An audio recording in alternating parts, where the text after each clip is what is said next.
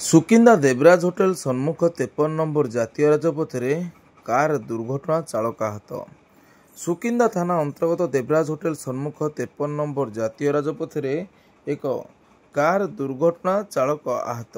ସୂଚନା ମୁତାବକ ଏକ କାର ଦ୍ରୁତଗତିରେ ଆସି ଦେବରାଜ ହୋଟେଲ ସମ୍ମୁଖରେ ଥିବା ଗାଢ଼ା ପାର୍ଶ୍ୱରେ ଥିବା ସିମେଣ୍ଟ ସୁରକ୍ଷା ବାଡ଼ରେ ଭାରସାମ୍ୟ ହରାଇ ଦୁର୍ଘଟଣାଗ୍ରସ୍ତ ହୋଇଥିଲା। ଏହି ଦୁର୍ଘଟଣାରେ ଚାଳକ ଜଣକ ଆହତ ହୋଇଥିବା ସୂଚନା ମିଳିଛି। ଏହି ସ୍ଥାନରେ ବାରମ୍ବାର ଦୁର୍ଘଟଣାରେ ବହୁ ଜଣଙ୍କର ଜୀବନ ଯିବା ସହିତ ବହୁ ପରିବାର ଧନଜୀବନ ଉଜୁଡ଼ି ଯାଇଥିବା ଦେଖିବାକୁ ମିଳିଛି।